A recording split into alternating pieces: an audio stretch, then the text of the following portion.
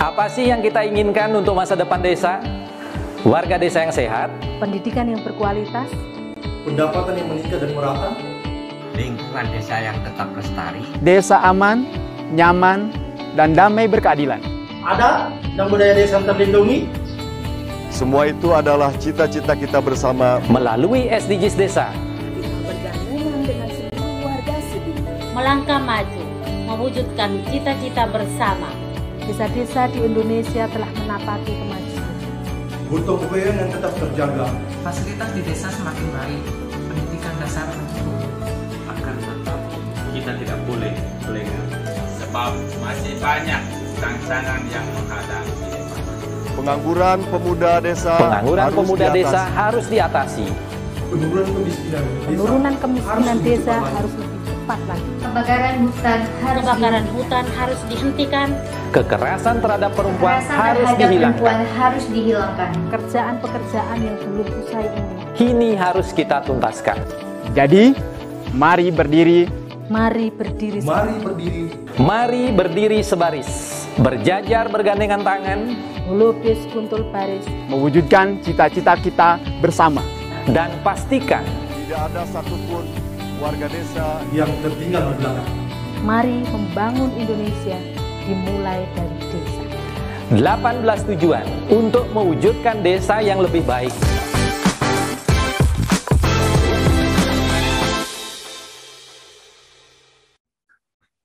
Salam bahagia kerabat desa Indonesia, mari berdiri sebaris, lupis kuntul baris, salam SDGs Desa, salam Desaisme. Oke, pagi ini kita akan memulai satu acara yang mungkin akan menjadi tempat untuk curhat, tempat bertanya dari teman-teman pendamping profesional yang nantinya Kapus Datin kita atau Gus Ivan akan memberikan responnya atau memberikan jawaban. Cuma kebetulan ini Gus Ivan belum bergabung, sedang dihubungi oleh Mbak Yasmin, tim admin kita yang selalu setia menemani tiap pagi. Terima kasih Yasmin, walaupun nggak pernah keluar di monitor. Beberapa pertanyaan sudah mulai coba kita gali tadi sebelum acara kita mulai. Memang acara ini pendamping bertanya, Pusdatin menjawab, ini mungkin akan menjadi acara yang menarik. Semoga menjadi acara yang menarik karena terkadang ketika dengan tema atau dengan topik-topik tertentu, teman-teman pendamping tidak cukup punya ruang bertanya karena memang keterbatasan waktu kita. Jadi kita juga tidak pengen harus terlalu panjang nanti lama-lama juga bisa jenuh juga kan gitu. Ibarat katakan kalau pacaran itu ya ada kalanya ya tidak tiap hari harus ketemu, malam mingguan aja kan lebih asik kan gitu. Karena udah tiap hari ketemu ya udah cepat bosan kan malah bahaya nanti. Oke, kita masih menunggu Gus Ivan tapi sudah bergabung Prof Yoyon ini salah satu penasihat menteri kita. Dari beberapa pertanyaan tadi ada hal-hal yang sangat teknis menyangkut dashboard dan seterusnya itu otoritas atau kewenangan yang bisa menjawab Gus Ivan karena secara teknis beliau yang lebih paham, tapi beberapa yang lain tadi tentang DRP, tentang laporan yang masih diminta tidak digital tapi masih harus menggunakan fisik atau menggunakan kertas dan seterusnya. Penegasannya kemarin sudah, tetapi mungkin kita bisa maklumi itu mungkin sampai di bulan Mei lah ya, tapi kalau bulan Juni ke sana mungkin sudah tidak ada lagi. Jadi teman-teman juga perlu ada toleransi juga, tidak terlalu bahwa oh ini sudah disampaikan kayak gini, nggak bisa gini, ya nggak juga lah. Bagaimana kita kerja bareng-bareng, kalau teman-teman di atas kita masih butuh laporan itu ya dipenuhi aja juga nggak apa-apa, nggak ada nggak ada sulitnya, saya pikir, karena laporan-laporan manual juga memang sebelumnya sudah dilakukan. Kita akan coba ke Prof. Yayan sambil menunggu Gus Ivan. Prof. Yayan, ini sepertinya menjadi sesuatu yang menarik nih, acara kita ini. Salah satunya adalah ketika kemarin Gus Ivan menyampaikan bahwa Gus Menteri juga sempat menyebut peningkatan kapasitas pendamping sudah dilakukan, yang rata-rata tiap hari itu ada 2.000 yang mengikuti hari Senin sampai hari Jumat. Nah, sepertinya kita nggak kegeeran, tetapi sepertinya sarapan SDGs ini yang dimaksudkan sebagai peningkatan kapasitas. Silakan Prof, sambil menunggu Gus Ivan yang punya otoritas atau hak untuk menjawab masuk di forum ini. Silakan Prof. Yayan. Ya, terima kasih. Assalamualaikum warahmatullahi wabarakatuh. Sepanjang pengetahuan saya atau sepanjang informasi yang saya miliki, sudah tahun kemarin sebetulnya ya. Tahun kemarin dan efektif tahun ini, Kementerian itu ada 2 model pendanaan. Ya. Pendanaan pertama itu yang anggaran rutin kementerian, dan mulai efektif tahun ini ada yang disebut dengan P3D, Proyek Pengembangan Pemerintahan Desa dan Pembangunan. Ya. Ada 2 di situ, ada 5 kementerian sebetulnya. Satu bagian dalam negeri, Kementerian Dalam Negeri, satu bagian Kementerian Desa PDTT. Ya, dalam bahasa teknisnya ada komponen 1, 2, komponen 3, komponen 4. Ya. Yang Kementerian Desa itu ada komponen 2. Ya. Ya, komponen 2, dan salah satu dari bagian itu adalah berada di BPSDM, Badan Pengembangan Sumber Daya Manusia, Kementerian Desa dan seterusnya. Nah, salah satu programnya itu adalah peningkatan capacity building untuk pendamping. Ya, jadi ada bagian dari P3D itu yang disebut dengan capacity building. Banyak kegiatannya, termasuk bagian saya adalah pengembangan ekonomi desa dan digitalisasi desa. Di situ ada ada BUMDes juga. Jadi ada lagi program yang disebut dengan digitalisasi desa. Program besarnya itu adalah Smart Village, jadi desa cerdas. Desa cerdas, di dalamnya ada desa digital. Nah, bagian yang penting di situ adalah di bawah BPSDM tadi itu capacity building pendamping. Ya. Seperti dijelaskan kemarin berkali-kali Gus Ivan, konsep capacity building pendamping itu adalah tenaga pendamping profesional. Ya. Bapak-bapak, ibu-ibu para pendamping mungkin sudah mendapat Permen Desa yang 2020 kalau tidak salah. Saya lupa nomornya. 2020 ada Permen tentang tenaga pendamping profesional. Ya. Nah, itu ada ditambah lagi tahun ini 2021, kemarin dijelaskan oleh Gus Ivan, ada petunjuk teknisnya, ada Permen Desa tentang petunjuk teknis, ya, pendamping profesional itu. Konsepnya adalah profesionalisme.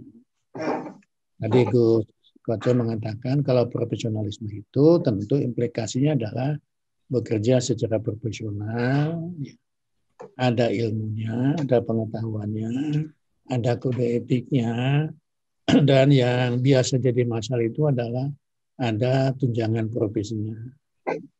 Ya, tunjangan profesi. Ya. Bapak-bapak, ibu-ibu, kan pekerjaan yang sering muncul tiap hari itu kan merubah RDP menjadi RP, kan gitu ya. Menghilangkan R-nya itu kan harus 140 ya. Menghilangkan D-nya ya. Menghilangkan D-nya itu kan harus 140, sehingga muncullah kemudian D-nya hilang, RP-nya muncul kan gitu ya. Ya, jadi begitu. Nah, konteks capacity building itu bentuknya adalah pelatihan-pelatihan. Ya. Satu sedang ditata tentang kompetensinya, ya. Karena pekerjaan profesional itu harus ada kompetensinya, jelas kompetensinya, rumusan kompetensinya apa gitu. Nah, setahu saya sedang disusun mengacu kepada KKNI. Ya.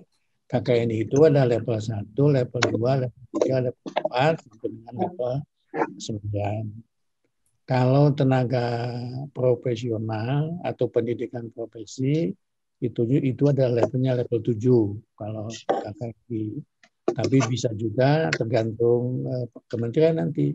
Bisa di level 3, bisa di level 4, di level 5, dan sebagainya. Nah, teman-teman yang belum S1, teman-teman pendamping yang belum S1, ada kesempatan nanti lewat program pengakuan pengalaman masa lampau, RPL, ya, dengan portofolio, ya, dengan ini jenis-jenis sertifikat yang antara lain dibuat oleh TV Desa ini, ya, bisa dikonversi atau bisa dialihkan, dihargai, ya, menjadi perolehan SKS. Ya. Apakah itu setingkat D2, apakah itu setingkat D3, atau setingkat S1. Ya. Ada program yang seperti itu. Ya. Lewat RPL, ya, pengakuan, pendidikan, pelatihan-pelatihan ke dalam pendidikan formal. Yaitu tadi bisa D2, bisa D3, D4, atau bisa S1. Ya, bisa S1. Ya, bapak-bapak ibu-ibu yang sudah S1 ada peluang juga untuk ke S2. Bapak-bapak yang belum S1 ada peluang juga untuk S1. Ya. Ya, Oke, Prof, ini Gus Ivan udah masuk, Prof? Nah, sudah, nah itu tuh ya. Nah, ini yang lebih paham, itu lebih ahli Gus Ivan melanjut ya. Saya tadi hanya umum saja gitu. Ya, karena memang antrinya tadi itu tidak kalah dengan jalan tol ini masuk ke Saya kembalikan Pak Koco, tapi saya ingin menyelesaikan sedikit biar tidak ya. Itu tadi khususnya untuk para kepala desa atau perangkat desa. Khusus untuk pendamping nanti Gus Ivan akan menjelaskan ya berbagai macam bentuk pelatihan-pelatihan itu, tapi ujungnya atau muaranya tadi itu adalah pendamping profesional tadi. Saya kira sampai di situ dulu. Ini Gus Ivan saya kira sudah siap ya. Dan masih di Bogor ini kelihatannya nih. Kalau masih di Bogor itu.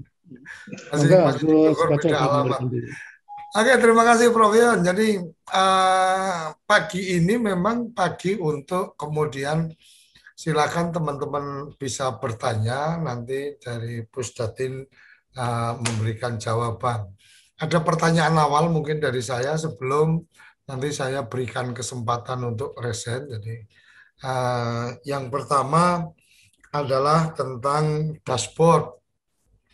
Ini Gus Ivan perlu ada penjelasan tentang dashboardnya ini kapan bisa diakses, karena teman-teman di desa sudah banyak yang ingin memanfaatkan untuk mungkin tahu lebih lanjut atau mempelajari lebih lanjut. Yang kedua adalah tentang daily report.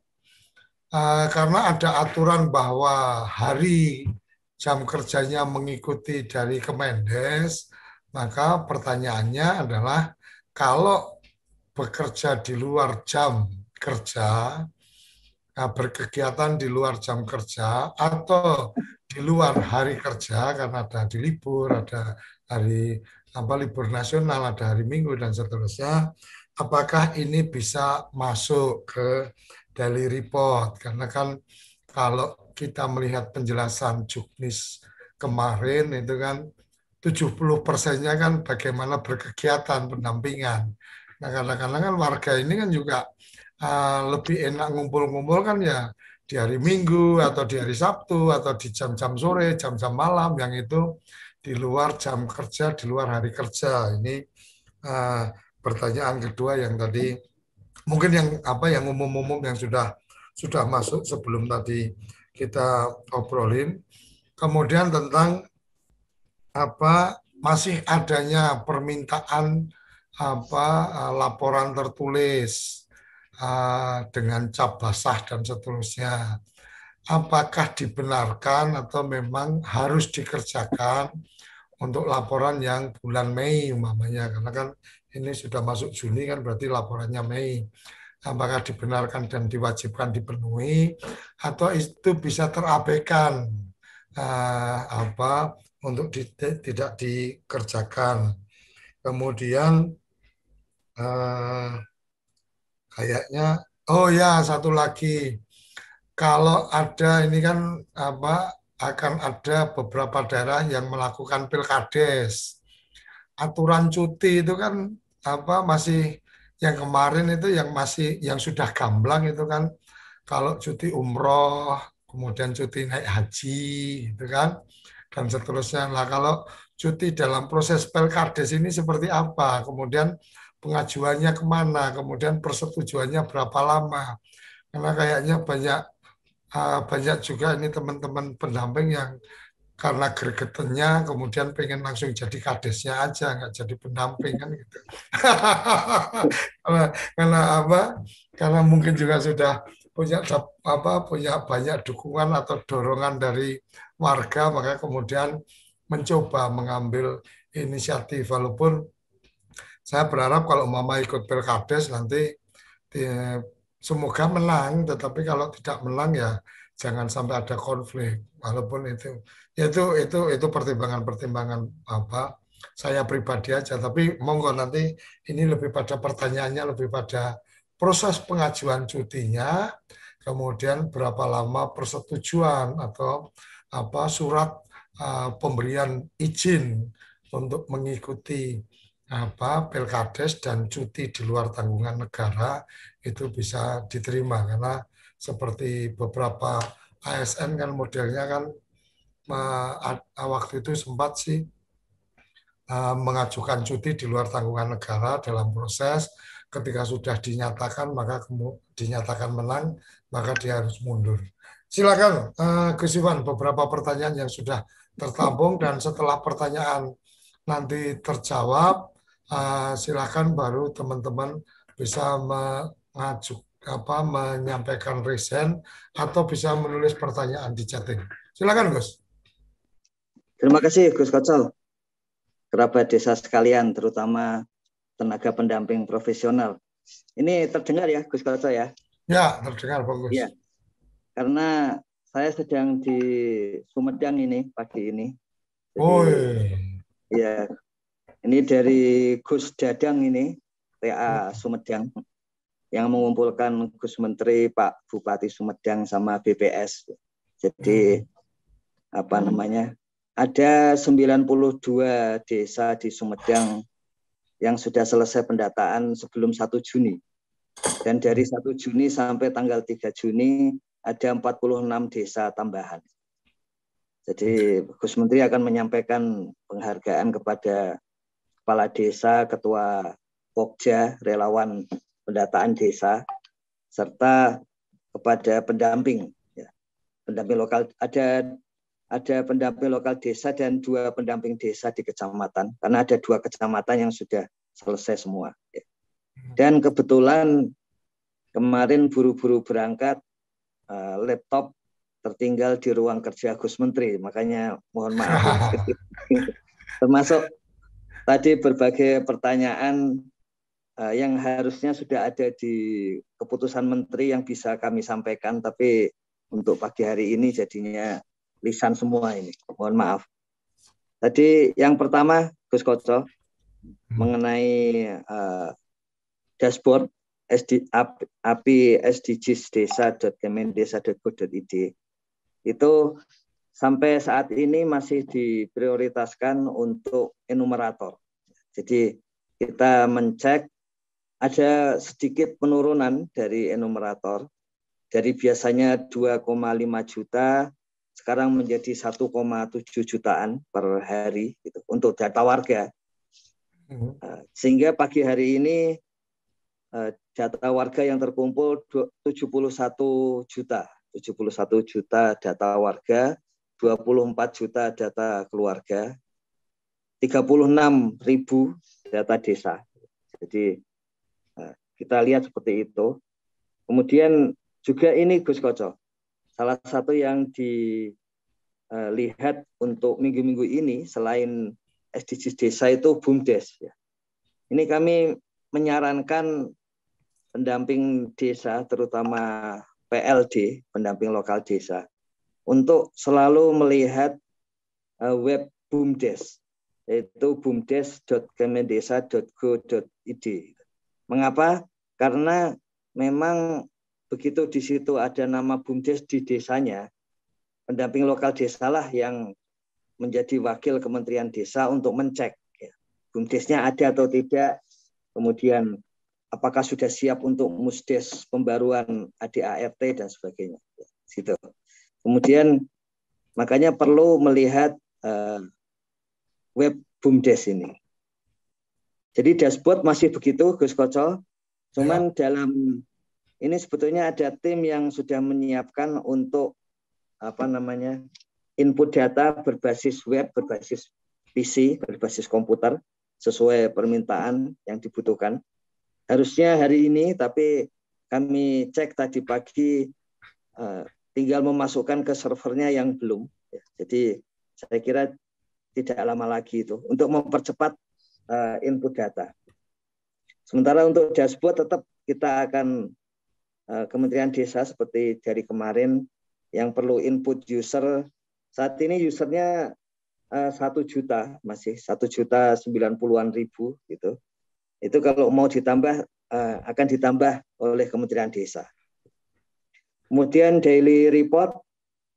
Jadi saya kira bagus ini Gus Koco, nggak usah tedeng aling-aling. Memang masuknya Gus Menteri ya sarapan SDGs desa di TV Desa pagi hari. Itu yang saya kira pendekatan seperti ini, kerabat desa dan tenaga pendamping profesional, itulah yang selalu ditekankan oleh Gus Menteri. Jadi tidak usah macam-macam, kita kerjakan. Ya. Dalam hal ini kita selalu berdiskusi melalui sarapan SDGs desa, dan kemudian setelah itu teruji karena kemudian berguna dan digunakan, maka kemudian Gus Menteri menyampaikan itu contohnya, termasuk disampaikan oleh beliau sendiri kepada lembaga kemitraan internasional kemarin UNDP seperti itu, bahwa peningkatan kapasitas itu salah satu jalurnya yang sudah dijalankan dan setiap hari ada itu dari sarapan SDGs desa. Ya. Gitu. Jadi itu menarik untuk melihat itu. Dan kemudian DRP di luar jam kerja boleh itu, termasuk di luar hari kerja. Jadi di dalam Kepmen, mengapa disebut ada jam kerja? Itu karena ada di dalam kontrak kerja. Jadi satu upaya untuk melakukan sinergitas. Maksudnya Gus Menteri itu bahwa pendamping yang namanya tenaga pendamping profesional itu ya bekerja sesuai dengan kebutuhan kliennya. Sama seperti dokter itu tidak boleh mematikan HP kalau ada kebutuhan, polisi tidak boleh mematikan HP-nya kalau ada kebutuhan. Demikian juga pendamping. Semua profesi seperti itu. Guru juga sama, dosen juga sama. Gitu. Jadi yang penting adalah 140 jam per bulan. Hitungan 140 jam itu adalah hitungan teknis dari Badan Pusat Statistik BPS, bahwa jam kerja penuh itu 35 jam per minggu. Makanya ada kantor yang kalau dia dari Senin sampai Jumat, maka kerjanya dari jam 8 misalnya sampai jam 4 sore. Supaya 7 jam, 7 kali 5 hari, maka ketemu angka 35. Sementara kalau kantornya bekerja sampai hari Sabtu, ya, maka jam kerja per harinya sedikit. Tapi totalnya pasti 35, karena itu adalah jam kerja penuh. Nah, khusus untuk tenaga pendamping profesional, 35 jam itu terserah, mau 7 hari juga tidak apa-apa. Kemudian ada pertanyaan, jam kerja malam hari boleh itu? Ya. Bahkan sudah dipraktekkan oleh para pendamping. Bahkan dalam rapat dengan Kementerian Keuangan yang dalam rangka untuk peningkatan honor, ya, itu sudah ditunjukkan bahwa pendamping bekerja lebih dari 140 jam per bulan, artinya kerja penuh, bahkan melebihi, makanya perlu ditambah honornya. Yang kedua, bahwa pendamping bekerja pada hari libur juga. Karena pada hari libur pun ada desa-desa yang melakukan musyawarah desa, ada yang melakukan konsultasi, ada juga pendamping yang memang bekerja sampai malam hari. Jadi termasuk WA dengan, contohnya kemarin WA Group dengan kami gitu, itu sudah pasti bagian dari proses pendampingan, yaitu untuk konsolidasi internal. Jadi bahkan WA Group pun di antara kita atau di antara pendamping yang memang untuk membahas topik tertentu, itu silakan masuk sebagai bagian dari konsolidasi internal pendamping. Jadi memang banyak, dan memang kita seperti Gus Menteri sering sampaikan itu, dan makanya sangat cocok gitu, bahwa memang pendampingan itu meluas, gitu, meluas. Jadi nggak usah terlalu terpaku dengan ini itu yang membatasi gitu, tapi asalkan itu memang kebutuhan lapangan, justru aturan akan menyesuaikan. Makanya di dalam Kepmen itu ada jam kerja, tapi sekaligus ditunjukkan pada kalimat berikutnya ada 140 jam per bulan gitu. Jadi boleh itu. Kemudian permintaan laporan tertulis, kemarin Gus Menteri juga sudah menyampaikan kembali ke Gus Malik. Ya. Jadi pada sore hari bahwa tidak usah laporan tertulis, itu masih salah paham, harus laporan tertulis. Begitu istilah Gus Menteri yang saya sampaikan kembali ke sini. Buktinya gampang ini Gus Koco. Makanya dari kemarin saya tanya honor. Karena tanpa laporan tertulis pun tuh loh, honor pasti cair. Karena memang itu bukan syarat untuk pencairan honor. Jadi laporan itu sudah diganti dengan DRP, daily report, tinggal download PDF-nya, kirim ke loker pendamping. Kami ulangi lagi, loker pendamping itu terutama untuk kepentingan pendamping. Supaya nanti pada waktu kontrak baru itu seluruh dokumen sudah ada. Karena tim UKPBJ yang mengelola kontrak baru itu hanya akan melihat dari loker pendamping. Apakah sudah siap di sana dokumennya? Nah, jangan sampai pendamping belum memasukkan ke loker pendamping, nanti kalau dilihat jadi belum siap. Jadi tidak ada, dulu dibayangkan oleh tim yang menyiapkan hal ini dari BPSDM, dari Direktorat Jenderal Desa dan Pembangunan Pedesaan begitu. Wah, nanti berapa gudang yang harus ada di Kementerian Desa. Kemudian setelah konsultasi, semua itu bisa pakai paperless, ya, yaitu melalui loker pendamping. Dan jika dibutuhkan baru akan di-print. Misalnya kalau BPK membutuhkan bukti yang sifatnya tertulis gitu, baru akan kalau enggak ya BPK pun BPKP, BPK bisa mencek laporan loker pendamping itu. Jadi tidak masalah. Makanya yang penting itu daily report-nya itu jangan lupa di-download PDF-nya dan dikirim ke loker pendamping. Ini satu perubahan yang besar. Bagaimana kita tahu perubahan besar? Ya buktinya masih banyak yang nggak mau berubah. Jadi itu pasti perubahan yang mendasar sehingga orang sulit mengubah cara pikir dan cara bertindak. Tapi bukti yang paling mudah, ya honornya cair. Karena memang bukan itu. Laporan DRP itu pentingnya untuk kontrak tahun depan. Bukan untuk honor per bulan. Jadi tidak usah laporan tertulis, kemarin sudah ditegaskan Gus Menteri, karena masih muncul hal ini, jadi Gus Menteri menegaskan kembali kemarin secara tegas tidak ada lagi. Kemudian untuk Pilkades ini memang menarik Gus Koco. Jadi ada cuti hamil, ada cuti sakit dan sebagainya. Dan benar untuk cuti itu nanti akan ada di daily report ya, untuk menceknya. Tapi saat ini memang belum ada karena semula belum muncul hal itu gitu. Jadi di bulan ini akan muncul fasilitas untuk cuti itu. Ada satu yang disebut cuti khusus Gus Koco, ya, cuti khusus. Nah, cuti khusus ini maksimal 2 bulan, minimal 1 bulan. Dan di cuti khusus ini pendamping tidak diberi honor maupun operasional. Jadi di luar tanggungan dari kontrak itu. Nah, 2 bulan itu kenapa? Karena dalam proses Pilkades itu memang 2 bulan. Ya, memang 2 bulan sudah cukup untuk melakukan kegiatan-kegiatan dari pendaftaran sampai kemudian Pilkades itu. Jadi cuti khusus ini diberikan 2 bulan. Ya. Tidak bisa digunakan untuk yang ikut caleg begitu, ya, karena memang caleg harus lebih dari 2 bulan gitu. Jadi ini cuti khusus hanya 2 bulan dan itu akan dicek secara rinci gitu. Saya kira benar itu Gus Koco, Pilkades ini.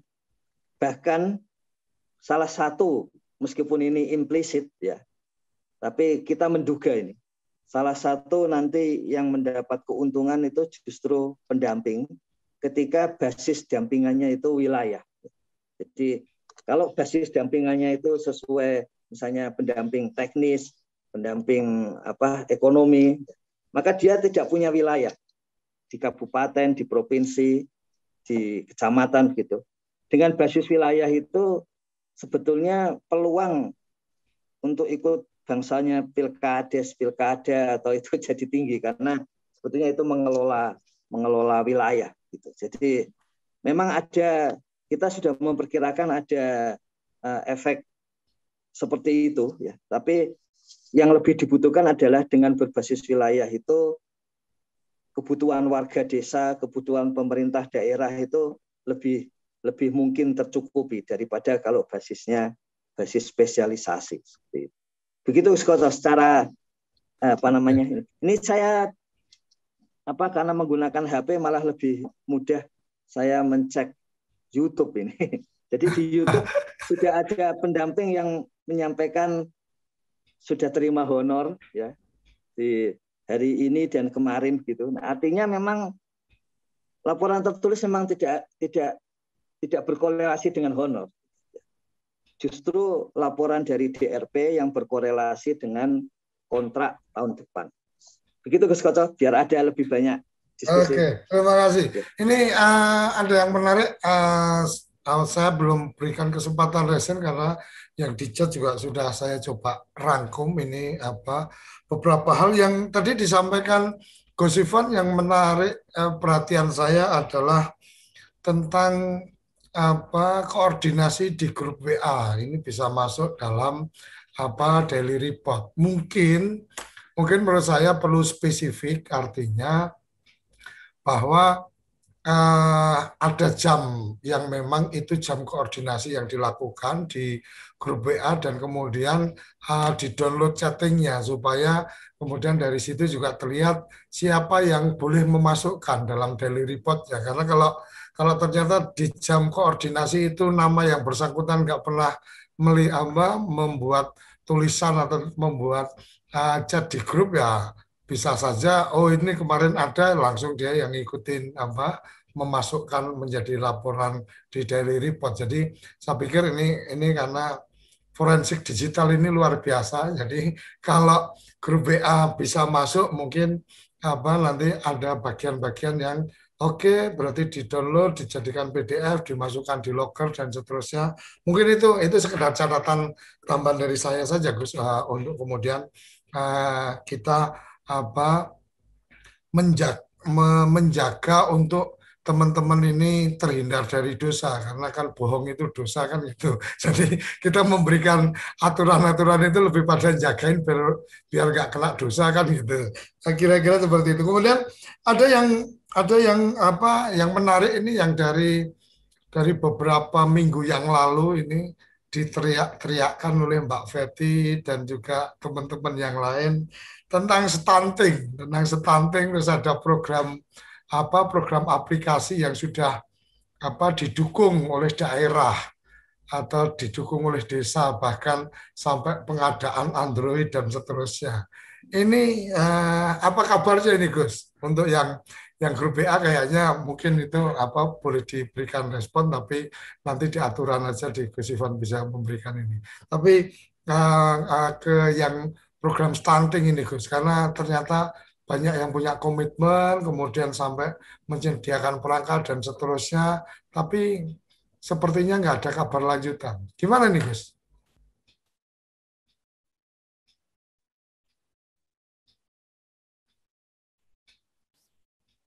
Halo? Gus Ivan? Sama koordinasi grup WA itu, in short, ya. Halo? Ya, silakan. Bisa? Oke. Ya. Ini seperti biasa kalau ada yang nelpon jadi terputus. Sabotasenya telepon ini. Jadi WA itu memang bisa dengan screenshot gitu Gus. Makanya isi dari WA kita akan lihat dari screenshotnya. Gitu. Di samping di dalam daily report tentu saja dituliskan deskripsinya. Kemudian Bu Feti tentang stunting dan EHDW ya, itu memang ada surat dari waktu itu Dijen PPMD untuk menunda input EHDW ya, karena ada permasalahan administratif dengan pihak donor waktu itu ya. Jadi masih ditunda itu Gus Koco, Bu Feti. Kan kemarin sudah saya sampaikan kepada direkturnya untuk ikut dalam sarapan SDG desa, tapi direkturnya belum bersedia gitu ya, karena tahu akan banyak pertanyaan seperti ini, paling seperti itu. Jadi kami sampaikan seperti itu. Kemudian ini Gus Koco, tadi saya sambil lihat ini untuk absensi ya, ada yang masih minta absensi. Itu sudah tegas oleh Gus Menteri, absensi pendamping itu ya mengisi daily report.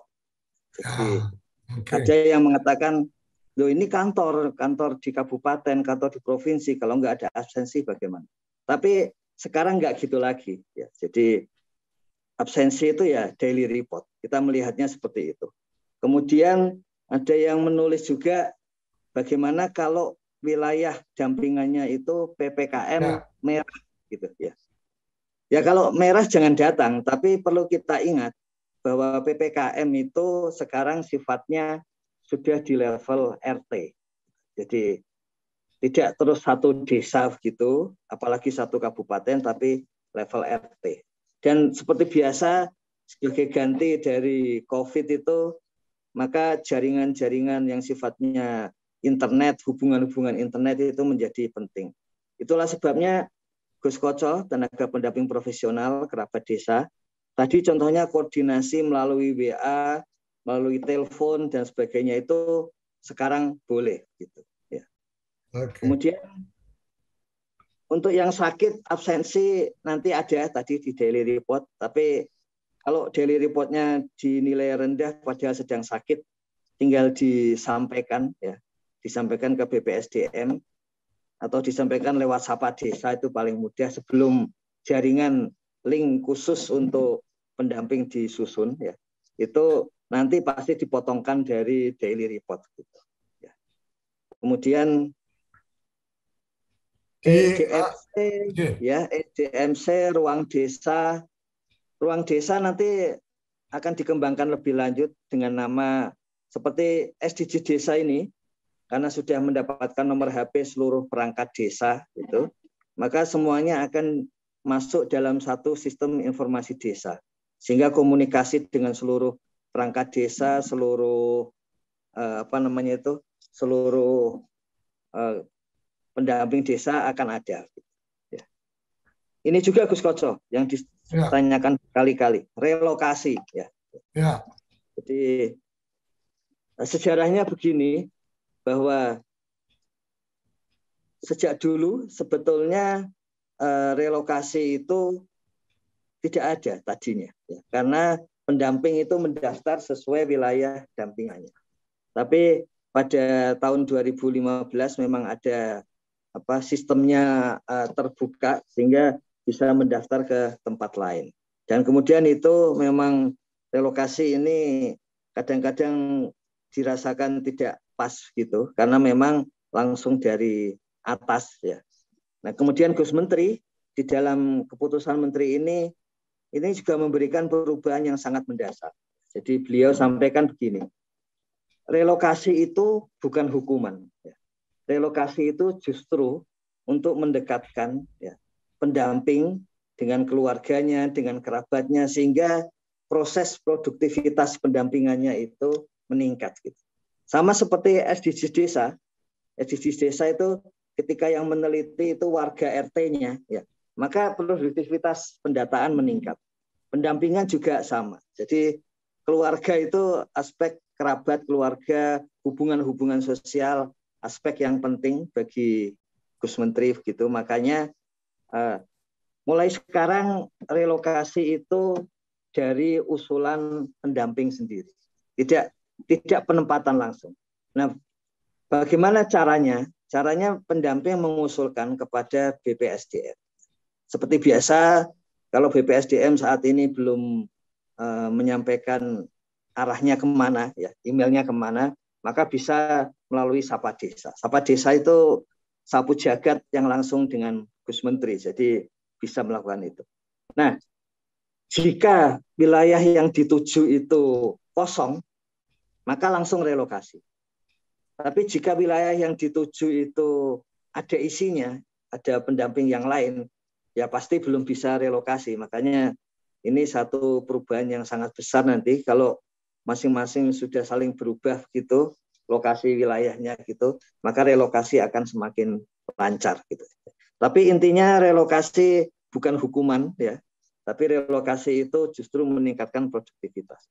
Hukuman itu hanya demosi demosi dari pendamping pusat menjadi pendamping di provinsi, dari koordinator menjadi pendamping begitu. Misalnya koordinator di pusat menjadi pendamping pusat, koordinator provinsi menjadi pendamping provinsi, itu demosi Kemudian selain itu tinggal ada PHK, surat peringatan dan kemudian pemutusan hubungan kerja. Jadi seperti itu, tidak ada relokasi sebagai penghukuman. Begitu Gus Kota kalau saya baca ini. Oke. Tadi dari Franky sempat menanyakan tentang evaluasi dari level di bawahnya. Saya tidak memahami detailnya, tetapi sepertinya kan ada evaluasi itu yang 20% atau berapa persen itu kan dilakukan oleh yang level di bawahnya. Itu prosesnya seperti apa itu, Gus? Ada catatan kinerja yang di situ? Atau evaluasi itu hanya dilakukan oleh BPSDM atau bagaimana? Ya, jadi memang selain daily report yang sifatnya itu kuantitatif, ada evaluasi dari pendamping satu level di atasnya yang sifatnya kualitatif. Dan pendamping daily report itu meliputi 70%, sementara evaluasi dari pendamping di atasnya itu 30%. Tujuan utamanya itu sebetulnya mengeratkan antara berbagai level pendamping. Jadi tujuan utamanya itu, bukan tujuan utamanya kemudian menjelek-jelekan pendamping di bawahnya, bukan. Tapi ini satu upaya supaya selalu terjalin hubungan erat antara yang lapisan pendamping yang lebih atas dengan pendamping di bawahnya. Kemudian memang dari kemarin ada yang menanyakan, itu kemudian kalau seenaknya dari yang di atas memberikan evaluasi bagaimana? Setiap ada kejadian seperti itu, selalu ada ruang klarifikasi. Ada ruang klarifikasi. Dan kemudian ketika kemarin kami sampaikan ke Gus Menteri pertanyaan seperti itu, maka kemudian nanti ada jalur sebaliknya. Kalau evaluasinya tidak cocok, kemudian pendamping di bawahnya menyatakan ini salah evaluasinya, maka pendamping tersebut bisa langsung mengirim pernyataannya itu ke BPSDM. Makanya nanti memang ada tambahan di dalam daily report Gus Koco, yaitu tentang apa saja yang dievaluasi. Ini kalau di dalam Kepmen bisa dilihat di bagian pelaporan individu. Di dalam pelaporan individu itu di huruf-huruf terakhir ada evaluasi kualitatif itu apa yang dievaluasi? Akurasi daily report, kemudian loyalitas kepada pekerjaan, kemudian sisanya itu pasti soal etika, Gus Koco, karena ini kualitatif. Nah, lapisan pendamping yang di bawah tetap bisa untuk menyampaikan kalau sampai ada kesalahan evaluasi. Jadi kalau istilah di dalam manajemen ini interlocking ini, Gus Koco. Jadi saling mengunci ya. Jadi tujuannya sebetulnya memang bisa untuk kontrol, tapi Gus Menteri selalu menekankan tujuan utamanya dengan interlocking ini mau tidak mau selalu ada hubungan antar pendamping itu sendiri. Makanya di dalam kode etik itu ada satu tambahan yang diminta Gus Menteri, bagaimana etika hubungan antar tenaga pendamping profesional. Jadi itu juga hal baru yang muncul di dalam SK ini. Begitu Gus Koco. Oke. Ada pertanyaan yang ada di chat juga dan tadi juga sempat terlontar adalah tentang double income. Artinya di aturan kan disebutkan tentang tidak boleh merangkap pekerjaan yang kemudian bersumber dari APBN, APBD dan APBDes kan kira-kira seperti itu. Nah, mungkin ini sekedar butuh penegasan aja, Gus. Butuh penegasan kan ada beberapa profesi yang memang dia tidak mendapatkan gaji dari negara, seperti umpamanya teman-teman dari advokat, umpamanya. Kemudian mungkin ada juga yang kemarin Gus Iwan sudah sampaikan kalau di pengurus BUMDes itu lebih pada tidak boleh di BUMDes di mana dia melakukan pendampingan karena khawatir ada konflik of interest, karena memang kalau BUMDes kan tidak menerima gaji dari APBDes tapi gajinya dari perusahaan BUMDes kan, kira-kira seperti itu. Itu mungkin satu hal. Yang kedua tentang loker ini, Gus. Tentang loker ini kan mungkin sudah mulai berjalan Mei atau efektif di Juni ini teman-teman sudah punya lokernya. Kemudian laporan yang dari Januari sampai Mei, apakah kemudian perlu dimasukkan ke loker itu? Artinya mungkin dokumen-dokumen yang masih ada di dokumen digitalnya itu dimasukkan ke loker itu, atau cukup untuk kemudian per Juni ini benar-benar dimaksimalkan pemanfaatan loker. Silakan, Gus. Terima kasih, kerabat desa, tenaga pendamping profesional. Jadi yang pertama, yang penting itu bahwa tidak double income dari negara. Jadi tidak double income dari negara, dan itu pun sebagai pekerjaan tetap, Gus Koco.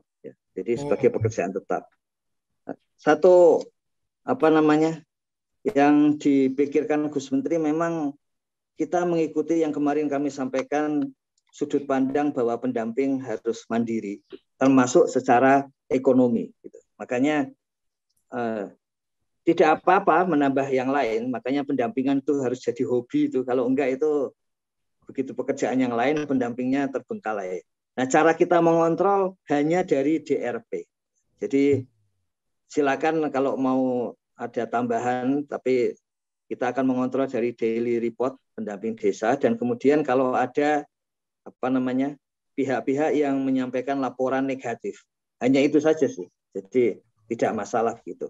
Kecuali yang sifatnya itu yang kemarin disampaikan Gus Malik, tugas-tugas pokok yang kemudian dilakukan di dalam wilayah dampingannya, kemudian minta dibayar. Nah, itu yang tidak boleh karena itu masuk dalam konsep gratifikasi gitu. Jadi korupsi dalam pendampingan itu yang tidak boleh. Makanya Gus Menteri menyampaikan ekstrimnya, karena ini sempat masuk di surat kabar, kok ada pendamping menjadi pengurus BUMDes. Ya tidak apa-apa, asal bukan di wilayah dampingannya. Itu untuk memberikan penegasan bahwa memang ini untuk yang APBN, APBD, dan APBDes yang sebagai pendapatan rutinnya, gitu. Pendapatan pokoknya. Gitu Gus Koco. Jadi tadi soal menjadi pengacara ya nggak apa-apa juga gitu, karena memang kita tahu ada pendamping yang lulusan sarjana hukum, ada juga pendamping yang lulusan matematika IPA. Jadi masing-masing punya spesialisasi sendiri gitu. Dan kita Gus Menteri menyampaikan uang gajinya segitu, masa nggak boleh gitu ya, terutama untuk pendamping. Ini luar biasa, ini ada kesadaran pemberi pekerjaan bahwa aku kan masih baru bisa ngasihnya segitu, mosok yang lain-lain nggak boleh dan seterusnya. Iya. Jadi memang yang diusahakan oleh kementerian adalah meningkatkan honor, ya, meningkatkan honor. Jadi itu yang selalu dilakukan gitu ya.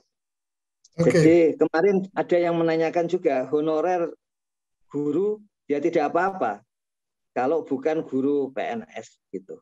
Jadi nggak masalah. Tapi intinya kalau sampai mengurangi produktivitas yang tercatat di dalam daily report, nah itu pasti akan mendapatkan sanksi. Sanksinya ya surat peringatan itu, Gus Koco. Makanya jadi demikian gitu.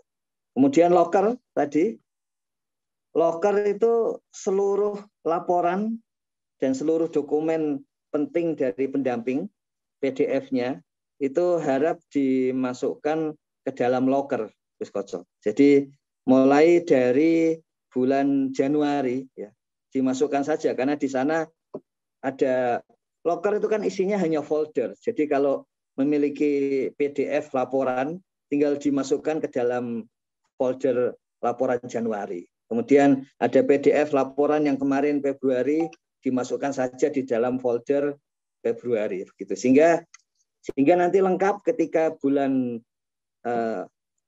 Oktober ya akan dicek oleh bagian UKPBJ untuk kontrak itu, dokumennya sudah lengkap termasuk laporan dari Januari sampai Oktober gitu. Jadi bisa begitu. Tadi ada yang menanyakan dosen PTS bisa? Ya bisa, asal bukan digaji negara. Tapi kalau PTS digaji dengan uang negara, dosen dosen PNS tapi ditaruh di PTS ya tetap nggak boleh gitu. Jadi intinya dibuat supaya tetap bisa, dan itu ada gunanya bagi pendampingan. Kita tahu pendampingan ini profesi yang ketika berhubungan dengan pihak lain itu kalau pendampingnya kreatif, semua profesi kalau kreatif begitu berhubungan dengan pihak lain justru memperkuat profesinya. Jadi makanya itu dimungkinkan gitu. Itu Gus Koco, tenaga pendamping profesional.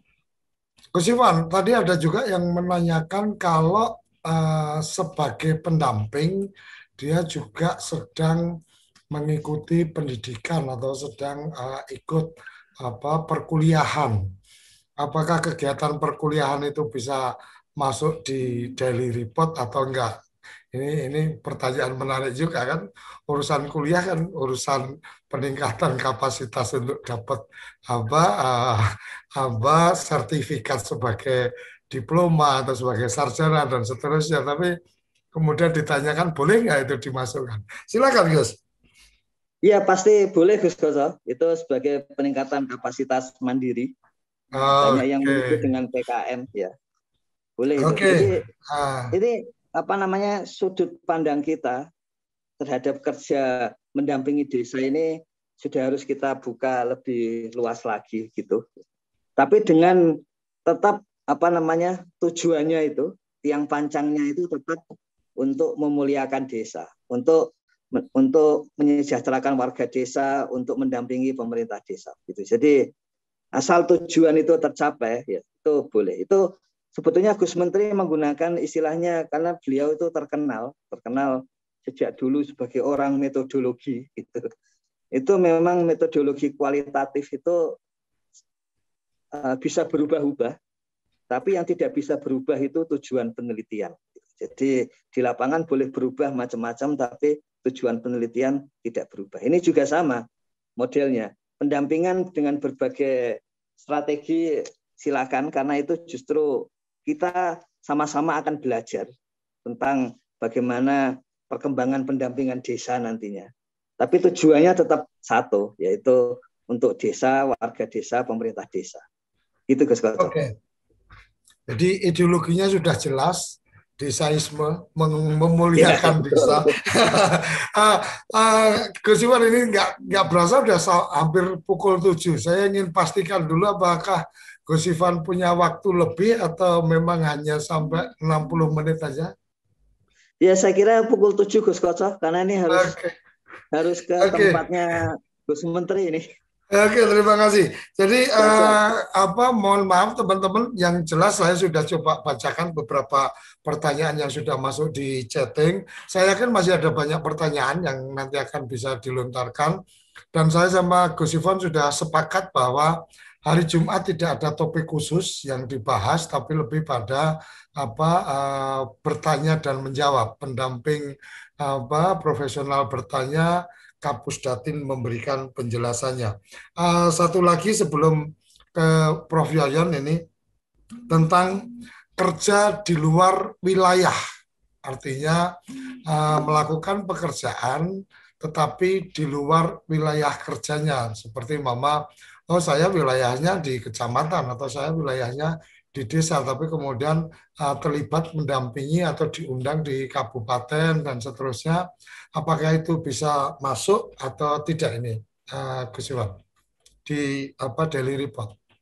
Bisa masuk. Jadi memang kita yakin terjadi seperti itu, ya.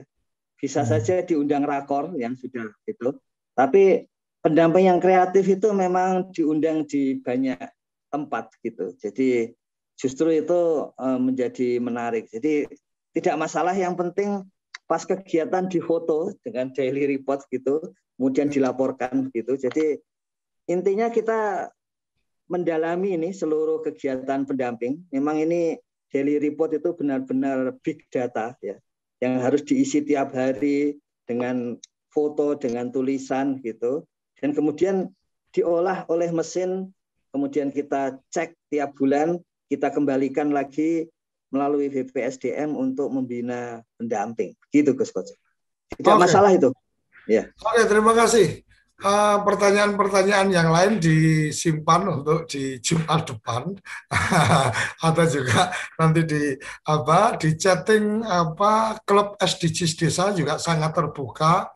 Di 8 klub yang sudah kita bikin semuanya ada Gus Ivan. Jadi kalau ada pertanyaan-pertanyaan yang spesifik, dibiasakan untuk membuat mention. Jadi kalau spesifik untuk Gus Ivan ya ditulis, kemudian ada mention ke Gus Ivan, karena itu kemudian akan ada notifikasi ke yang bersangkutan untuk kemudian membaca, karena kan aktivitas chatting yang cukup panjang kadang-kadang akan bisa terlewatkan.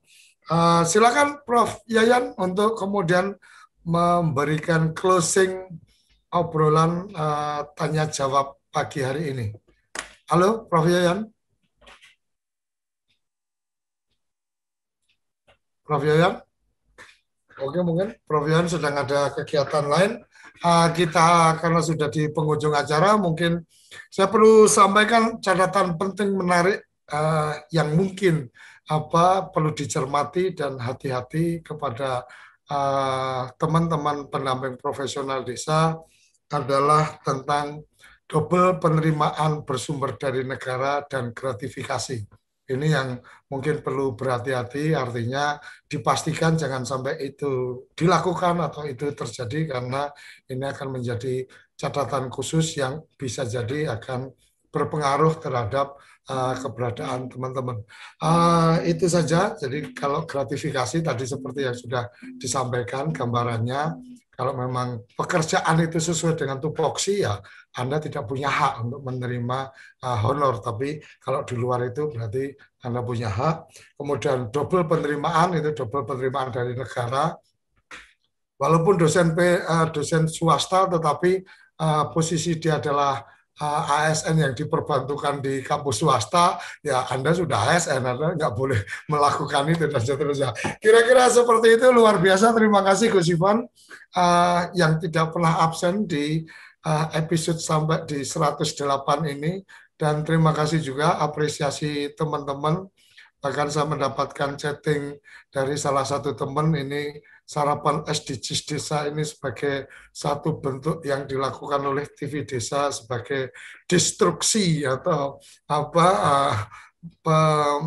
perubahan luar biasa dalam konteks pemberdayaan dan sosialisasi dan komunikasi untuk teman-teman pendamping. Terima kasih untuk semua apresiasinya dan pastikan tiap hari Jumat siapkan pertanyaan-pertanyaan untuk bisa diberikan penjelasan oleh Kapus Datin kita. Sampai di sini episode kali ini, sampai jumpa di pekan depan Senin sampai Jumat pukul 6 sampai pukul 7 hanya di Sarapan SDGs Desa. Salam bahagia kerabat desa Indonesia. Salam berdiri sebaris, lupis kuntul baris, salam SDGs Desa, salam desaisme. Terima kasih. Apa sih yang kita inginkan untuk masa depan desa?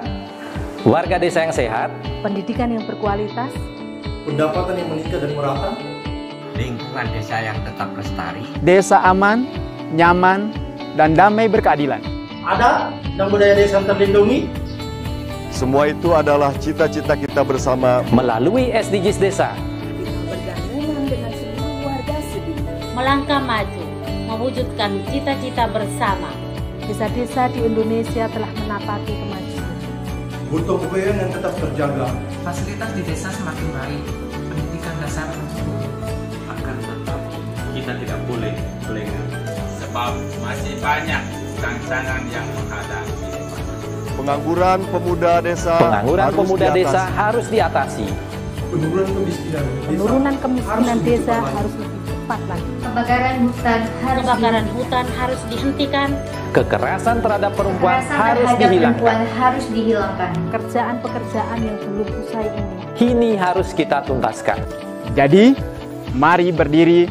Mari berdiri. Mari berdiri. Mari berdiri sebaris. Berjajar bergandengan tangan. Melukis kuntul baris. Mewujudkan cita-cita kita bersama. Dan pastikan tidak ada satupun warga desa yang tertinggal di belakang.